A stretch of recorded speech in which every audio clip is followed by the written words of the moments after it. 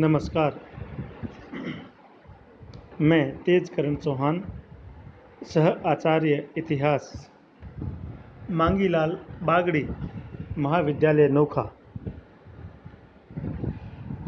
आज के व्याख्यान में हम बीए पार्ट 3 के प्रथम पेपर आधुनिक भारत का इतिहास के अंतर्गत मराठा और अंग्रेजी साम्राज्य के बीच होने वाले संघर्ष के बारे में पढ़ेंगे। कल हमने मराठा साम्राज्य और ईस्ट इंडिया कंपनी के बीच हुए प्रथम आंग्ल मराठा संघर्ष के चरण के बारे में चर्चा की थी। आज हम द्वितीय मराठा आंग्ल संघर्ष के बारे में चर्चा करेंगे।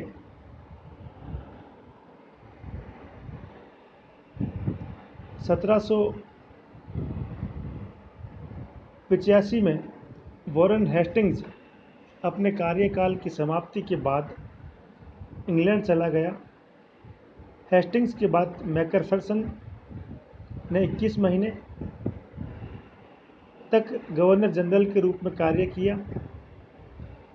1784 में ब्रिटिश संसद ने क्विट इंडिया एक्ट पारित किया, जिसमें यह स्पष्ट किया गया था कि भारत में कंपनी देशी रियासतों के प्रति हस्तक्षेप की नीति का पालन करेगी। नया गवर्नर कॉर्नवालिस ने भारत में जहां तक संभव हो सका इस नीति का पालन किया। 1793 में वह पुनः इंग्लैंड वापस चला गया। उसके स्थान पर सर जॉन शॉर ने भी इसी नीति का पालन किया। 1795 में हैदराबाद के निजाम और मराठों के बीच खरदा का युद्ध हुआ, जिसमें निजाम ने अंग्रेज़ों की सहायता प्राप्त करनी चाहिए, परंतु सर जॉन शॉर ने हस्तक्षेप की नीति के कारण निजाम को सहायता देने से इनकार कर दिया। 1798 में सर जॉन शॉर को वापस इंग्लैंड बुला लिया गया और इसके स्थान पर लॉर्ड वेलेस्ली गवर्नर जनरल बनकर भारत आया। सालबाई की संधि ने मराठा और ईस्ट इंडिया कंपनी के बीच लगभग 20 वर्ष तक शांति बनाए रखी। इस अवधि में मराठा अपने अन्य शत्रुओं से निपटते रहे। नाना फडणवीस के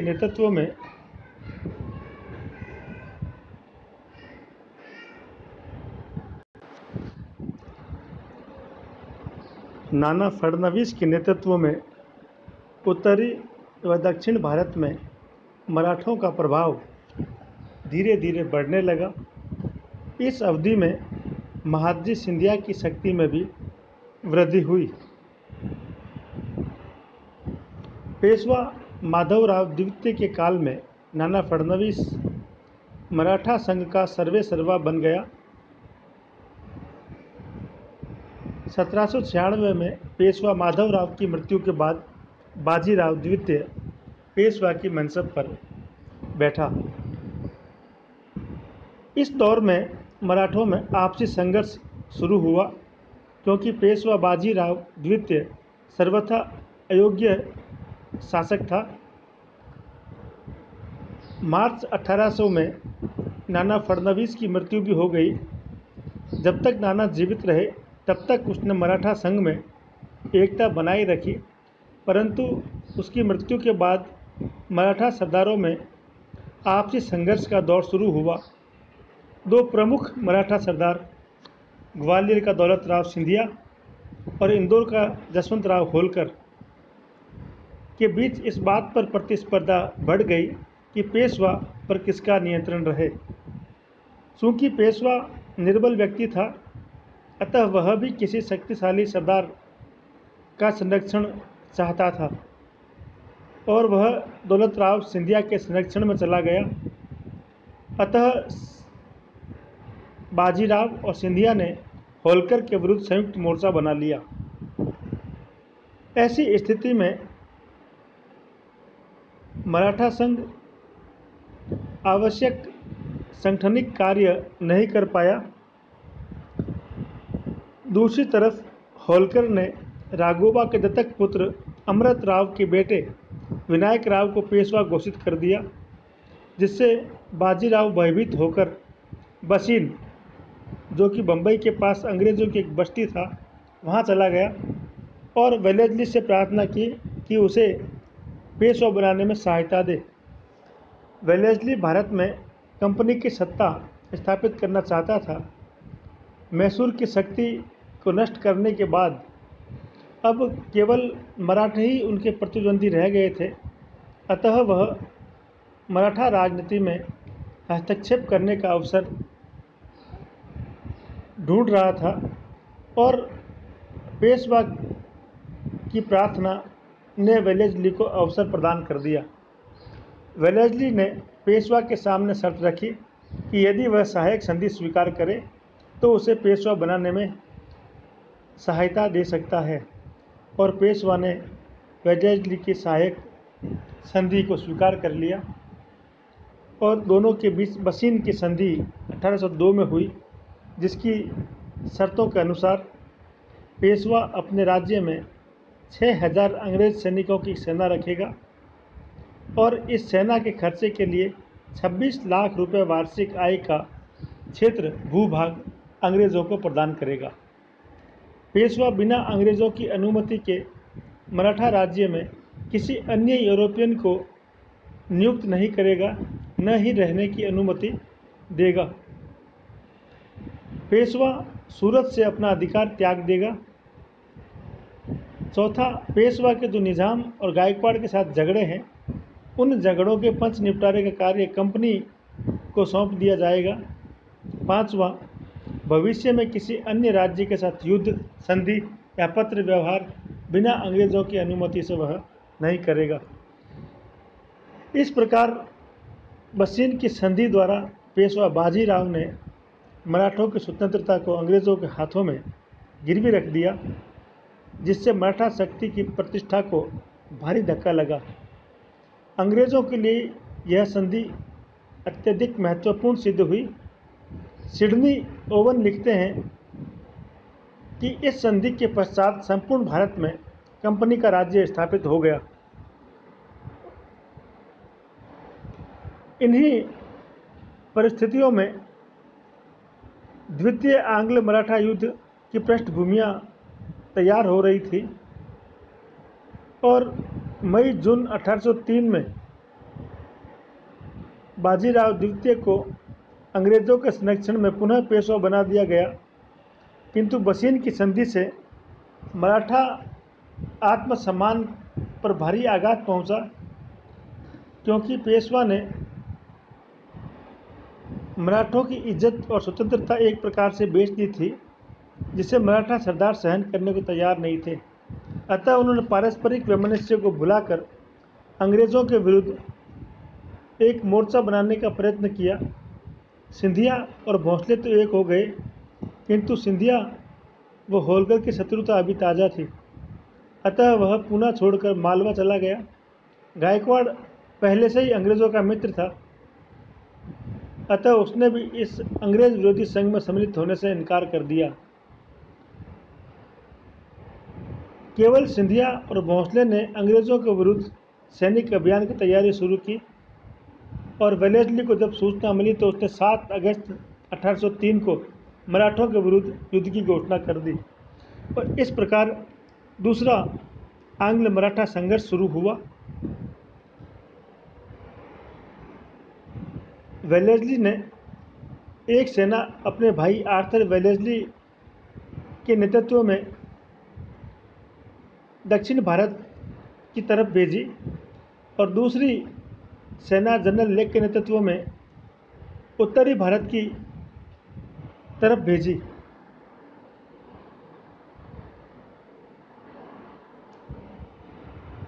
वेलेस्ली ने सर्वप्रथम अहमदनगर को जीता। तत्पश्चात अजंता और एलोरा के पास असाई नामक स्थान पर सिंधिया और भोंसले की सेना को पराजित किया।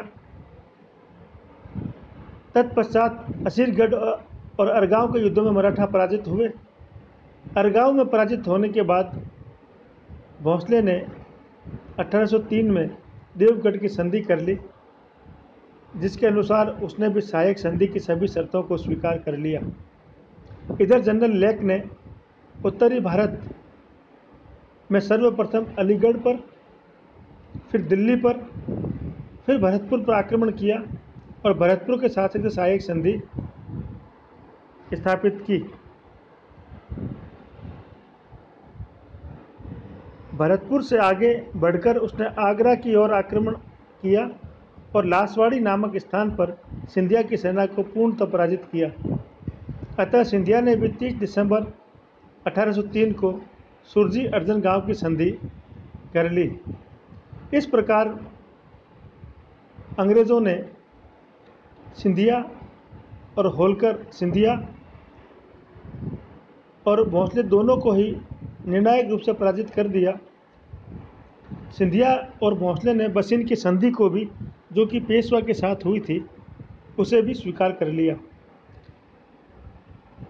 दूसरी तरफ मराठा राज्य का प्रमुख स्तंभ होलकर, जो अब तक इन घटनाओं के प्रति उदासीन था, सिंधिया और भोंसले के पराजित होने के बाद उसने अंग्रेज़ों के विरुद्ध संघर्ष छेड़ दिया। सर्वप्रथम उसने राजपूताना में कंपनी के मित्र राज्यों पर आक्रमण किया। कोटा के निकट मुकुंदरा दर्रे के युद्ध में मॉनसन को पराजित किया और आगरा की ओर लौटने को विवश कर दिया। तत्पश्चात होलकर ने भरतपुर पर आक्रमण किया और भरतपुर के शासक से संधि की।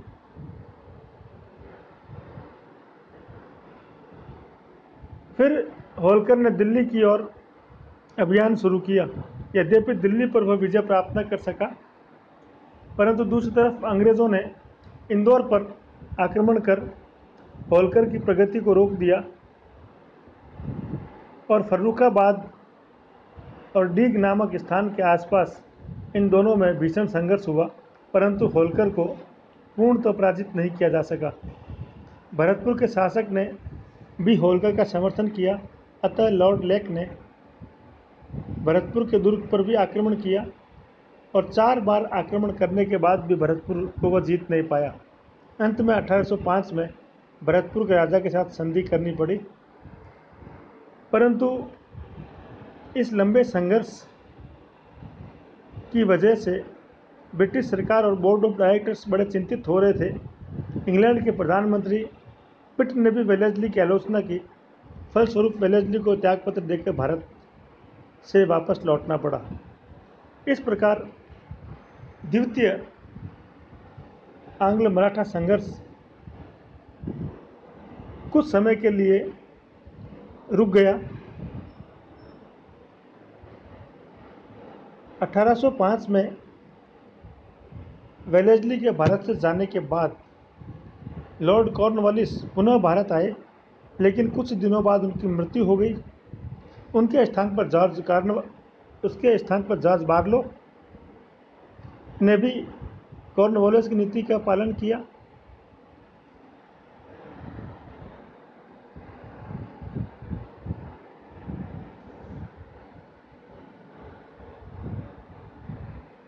(1813) में लॉर्ड हेस्टिंग्स को गवर्नर जनरल बनाकर भारत भेजा गया।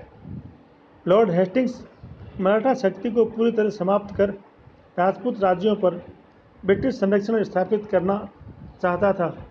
अतः हेस्टिंग्स ने भारत में सर्वप्रथम पिंडारियों की शक्ति को नष्ट करने की योजना बनाई, क्योंकि उसे भय था कि कहीं पिंडारी मराठों का पक्ष लेकर उनके साथ युद्ध आरंभ न कर दे।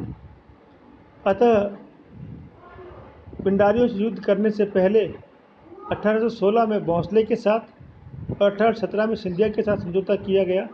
इस समझौते में उन्होंने पिंडारियों को कुचलने के लिए अंग्रेज़ों का समर्थन देने का वादा कंपनी के साथ किया। बसिन की संधि के द्वारा पेशवा अंग्रेज़ों की अधीनता स्वीकार कर चुका था, किंतु अब वह इस अधीनता से मुक्त होना चाहता था। इसके लिए पेशवा ने सिंधिया, होलकर और भोंसले से गुप्त रूप से बातचीत प्रारंभ की। पेशवा ने अपनी सैनिक शक्ति को भी सुदृढ़ करने का प्रयत्न किया, परंतु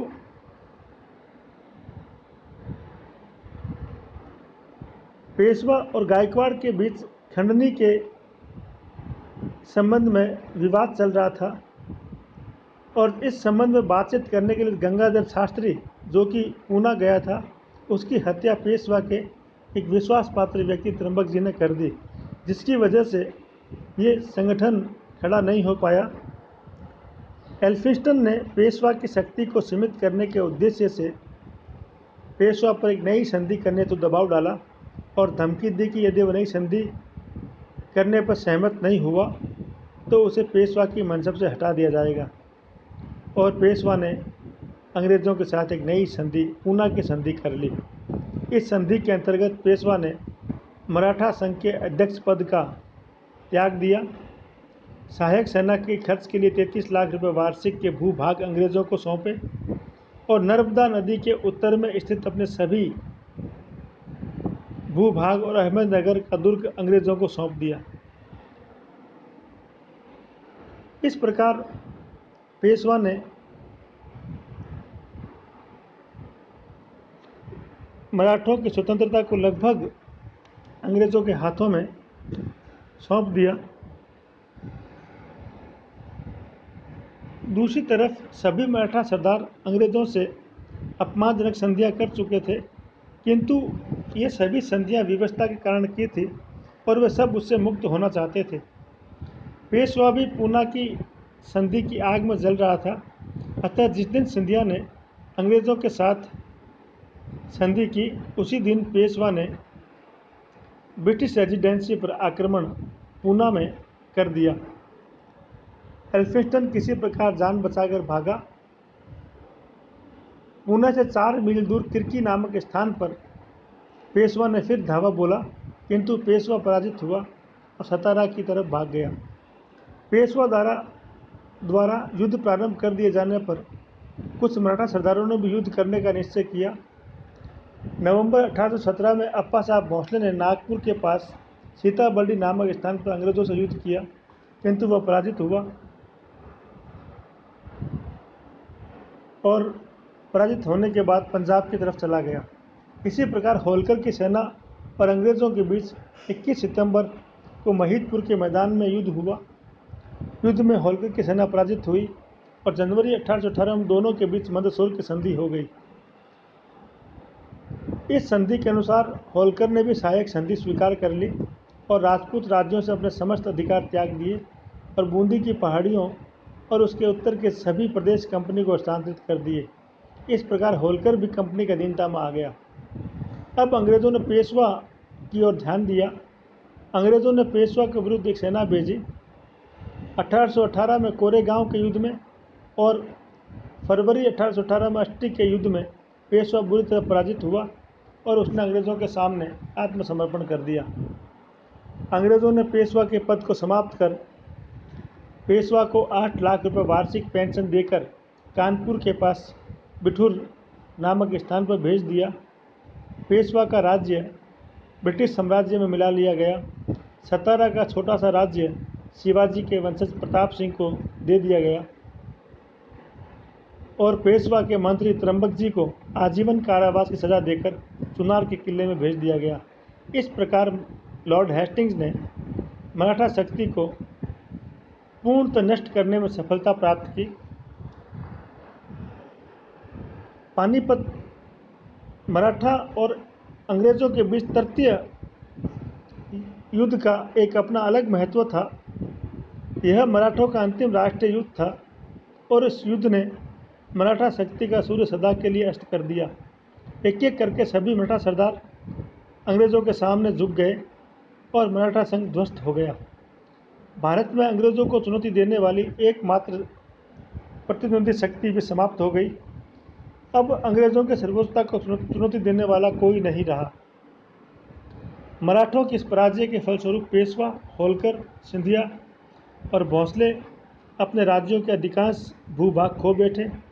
राजपूत राज्यों से मराठों का प्रभुत्व समाप्त हो गया और राजपूत राज्य मराठों के प्रभुत्व से निकलकर अंग्रेजों के प्रभुत्व में चले गए। रेमजे मयूर ने इस युद्ध के औचित्य को सिद्ध करते हुए लिखा है कि कंपनी की ओर से यह कोई आक्रामक युद्ध नहीं था तथा जिन क्षेत्रों को ब्रिटिश साम्राज्य में मिलाए जाने के साथ ही युद्ध समाप्त हुआ वह भविष्य में शांति बनाए रखने के लिए आवश्यक था। इस प्रकार हम देखते हैं कि वेलेस्ली ने मराठा शक्ति पर प्रहार कर उसे कमज़ोर किया और लॉर्ड हेस्टिंग्स ने मराठा शक्ति को पूर्णतः धराशायी कर दिया। इसीलिए कहा भी जाता है कि लॉर्ड हेस्टिंग्स ने वेलेस्ली के कार्य को पूरा किया। इस युद्ध के बाद कंपनी भारत की सार्वभौम सत्ता बन गई।